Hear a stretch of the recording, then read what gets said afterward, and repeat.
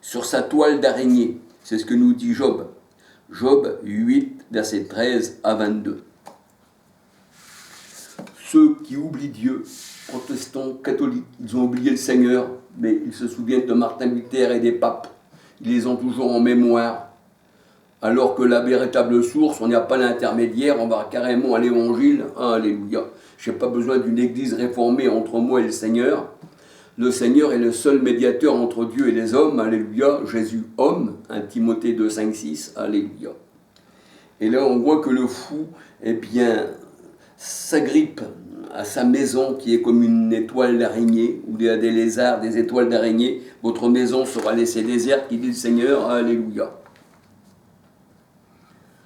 Alors c'est vrai que les religieux disent d'une manière, et c'est pour ça que j'ai pris aussi les paroles de Paul pour vous expliquer un peu cela, les religieux disent « moi je suis adventiste, moi je suis mormon, moi je suis baptiste ». En un sens figuré, la parole de Paul nous fait penser eh bien, aux religieux quand ils discutent avec leur gourou. 1 Corinthiens 3, versets 1, 3, 4, 5 à 9. Il y en a qui disaient « moi je suis de Paul, moi je suis Apollos ». Mais Paul disait, mais qu'est-ce qu'Apollos, qu'est-ce que Paul? Ce ne sont que des hommes. J'ai planté et l'autre il a arrosé, mais qui s'est fait croître, c'est Christ. Ayez les regards sur Christ. Alléluia. Hébreux 12, verset 1, 2, Alléluia. Alors qu'est-ce qu'un enfant né de Dieu? Né de nouveau. Jean 3, verset 3 à 8. Qu'est-ce qu'un enfant né de Dieu, né de nouveau, a à voir avec la réforme protestante? C'est à bannir, c'est à mettre de côté, je ne veux même pas entendre parler de ça. Venons directement à la source. La réforme protestante, comme les catholiques, eh bien, ça a été créé par les ennemis du Seigneur. Et les catholiques ont été créés par un chef de guerre, c'est-à-dire Constantin, un véritable chrétien et sans intermédiaire. Il va carrément à la source. Jérémie 2,13, Jean 7, 37 à 39. Il va carrément à la parole, aux saintes écritures. Alléluia. Le seul médiateur entre l'homme et Dieu, eh bien, c'est Jésus homme. 1 Timothée 2, 5, 6, 7. Par laquelle Paul a été établi prédicateur et apôtre. Son évangile, il ne l'a pas reçu des religieux, des hommes, d'un pape, d'un protestant, d'un gourou, d'un mormon. Il dit, je ne l'ai pas reçu d'un homme, mon évangile, mais je l'ai reçu du Christ. Galates 1, verset 1, 10, 11, 12, 14, 15, 16. Alléluia. Alors je vous dirais que pour ma part, l'émission ne m'a pas atteint. Moi, ça ne m'atteint pas, au contraire, ça me réjouit de voir des choses comme ça. Ce ne sont que des discussions vaines entre gens du monde, ne connaissons pas les Saintes Écritures ni le Christ.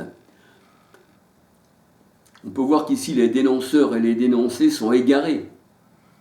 Parce que ceux qui dénoncent et ceux qui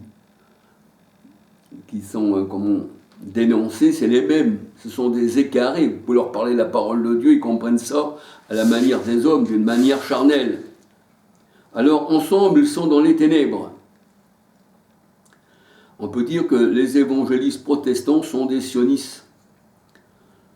Leurs pères, ce sont des francs-maçons, comme Charles Anderson, tout ça, qui était un franc-maçon, un pasteur franc-maçon. Ce sont des faussaires, en quelque sorte. Alléluia.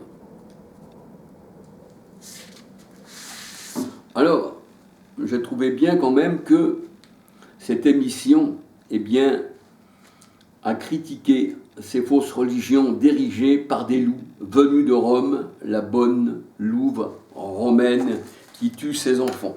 Tuez-les tous, disait un pape, quand il y avait les guerres de religion, Dieu reconnaîtra les siens.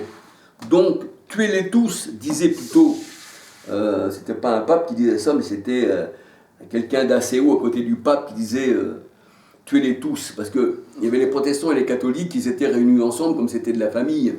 Et chacun, eh bien, était ensemble dans ces guerres, parce qu'il y avait des frères qui mouraient côté catholique et protestant, et là ils étaient réunis, je ne me rappelle plus dans quel château, dans quelle tour, au temps des religions, au temps des croisades, au temps des tueries, où le sang versait à flot. Et là on vient avertir celui qui était tout de suite après le pape, Monseigneur, là, il y a des catholiques et des protestants. Qu'est-ce qu'on fait pour les catholiques? Les protestants, on peut les tuer, bien sûr, mais les catholiques.